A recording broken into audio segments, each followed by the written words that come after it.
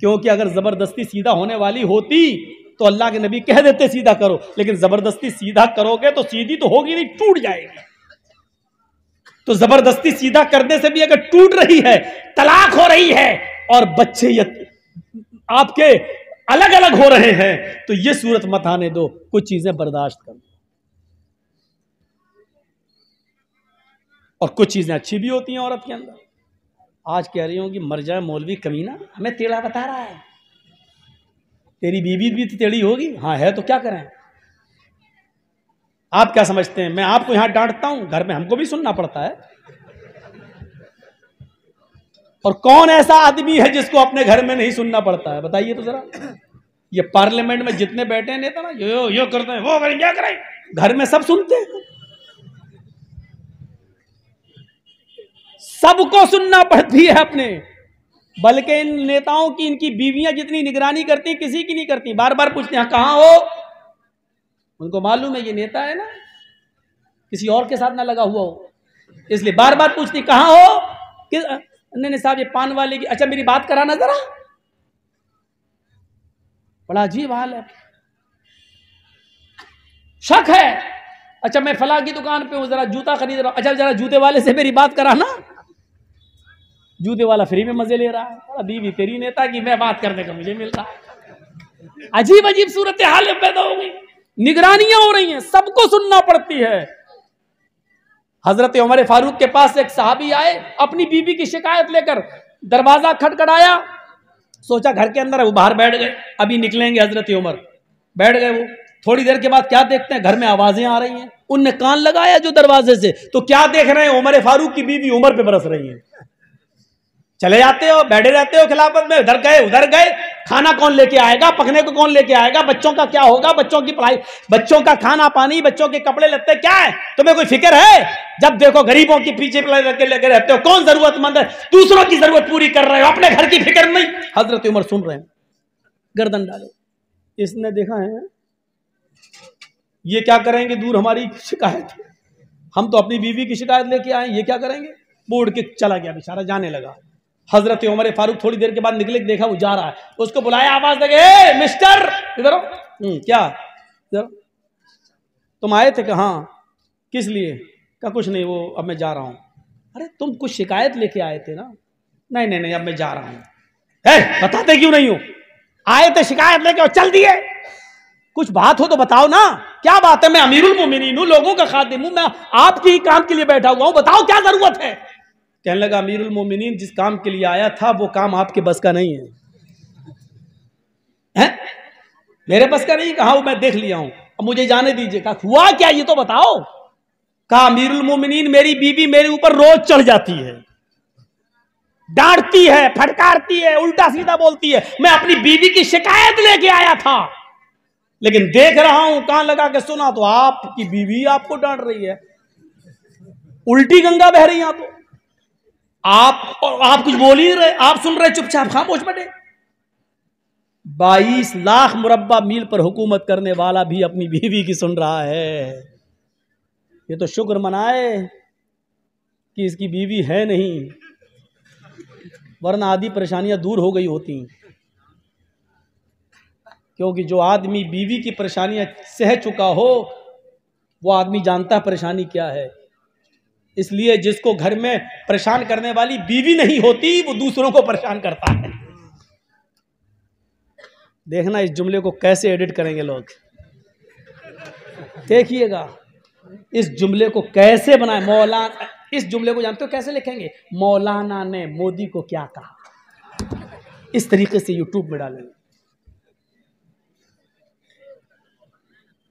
इसी चीज से मुझे डर लगता है, इसलिए न ज्यादा मंत्र पढ़ रहा हूं, न मैं नाम ले रहा हूं किसी का।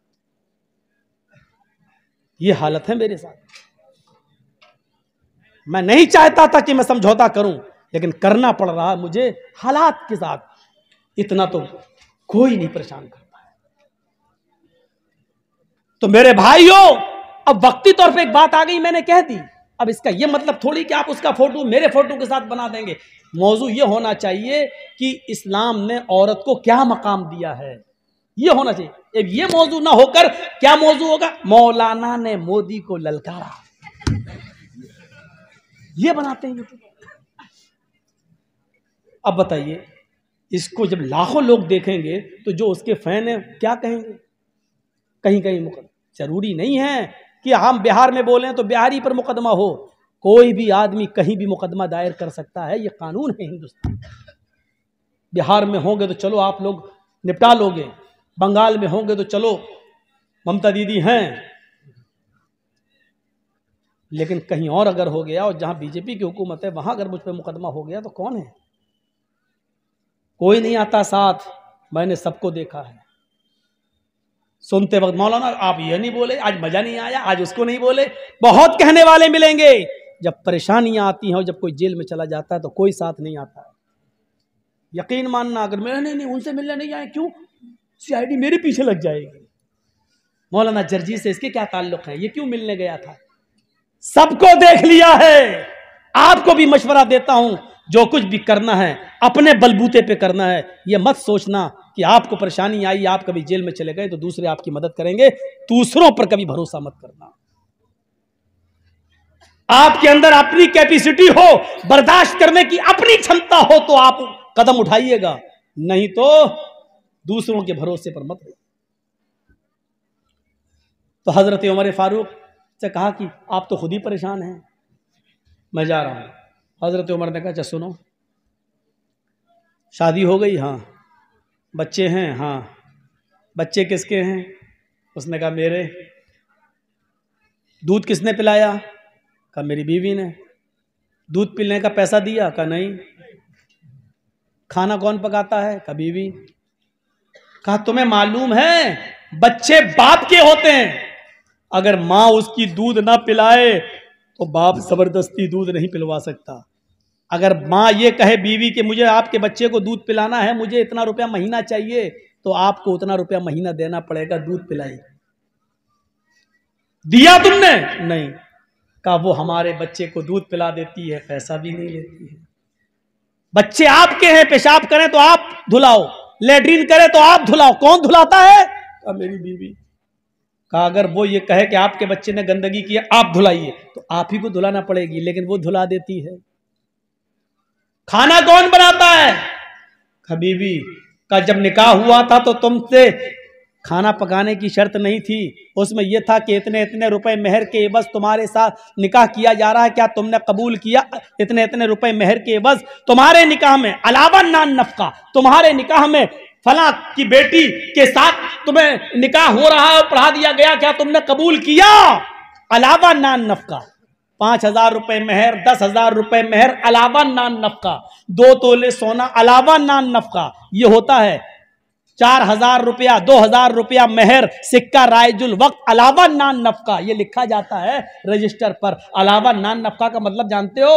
अलावा यानी 5,000 रुपए, ये तो नकद आपको देना पड़ेगा बीवी को जो मेहर है।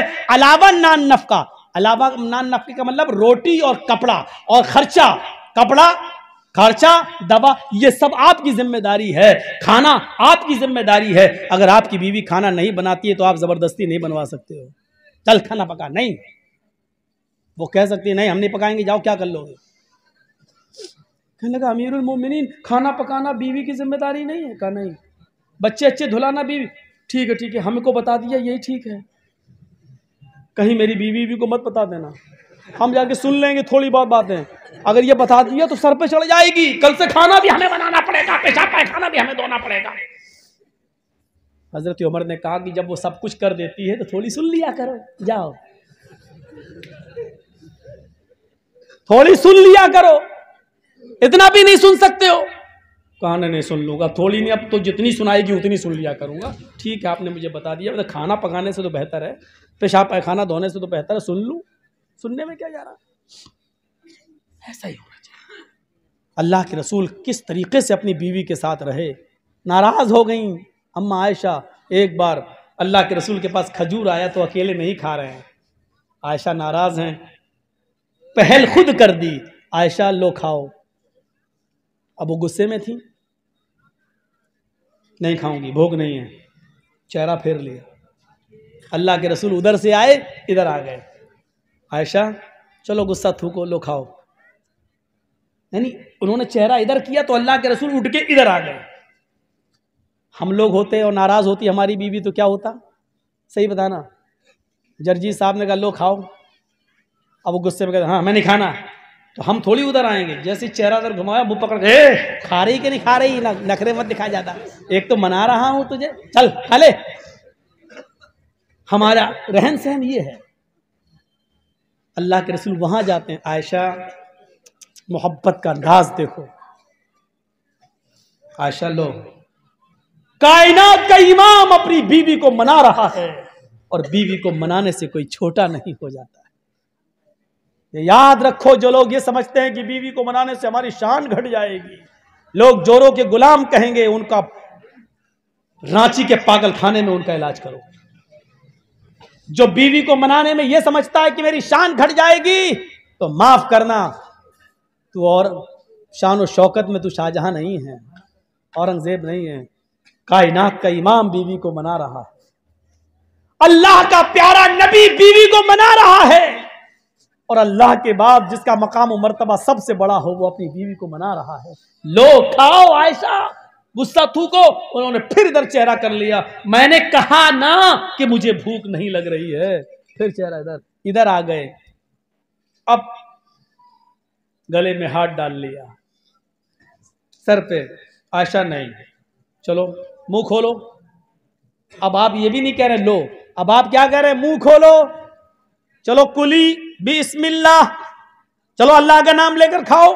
हजरत आयशा भी जानती थी कि ज्यादा नहीं कहलवाना चाहिए, एक दो बार हो गया, 3 बार से ज्यादा होना भी नहीं चाहिए, तो वो भी अब मान गई, लेकिन तंज भरा जुमला फिर भी कह दिया,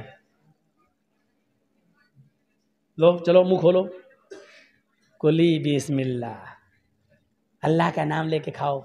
ऐसा लग रहा है जैसे इससे पहले मैं अपने बाप का नाम लेके खाती थी। खा लिया, हंसने लगी, दोनों मुस्कुरा दिए। शैतान इसी चीज से जलता है कि मियाँ बीवी में हमने आग लगाई और ये एकदम मन गए। शैतान को सबसे ज्यादा तकलीफ तब होती है।